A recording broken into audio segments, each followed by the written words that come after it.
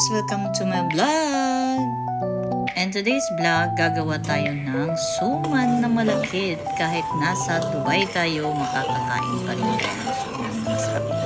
So, I will show you kung paano ko ginawa in a short time. 30 minutes lang siya. So, here we go! Ang umpisa ay nagpakulo muna ako ng gata. So, ang sukat ng gata is same sukat ng bigas. Tapos, 3/4 na sugar ilalagay ko. Tapos, halo-halo ko siya hanggang kumulo. And then, pagka siya ay kumulo na, ilalagay na rin natin yung malagkit. Isusunod natin yung malagkit niya. Pero, syempre, bago natin ilagay ang malagkit, hugasan muna natin para matanggal natin yung malagkit. Ayan.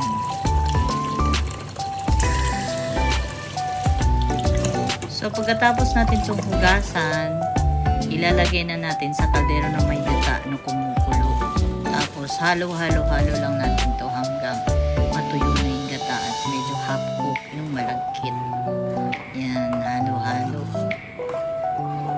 Tapos, lalagyan din natin yan ng konting asin.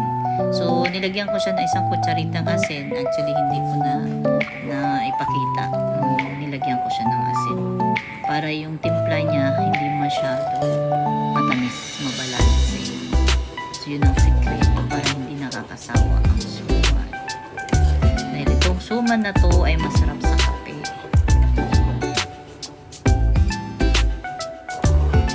Ayan, malapit na siya matuyo.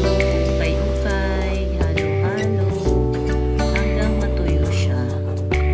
So, pag natuyo na yan, kung mamaya konti, palamigin natin. Ayan, nagpag-umpisa na tayo na magbalot. Ayan.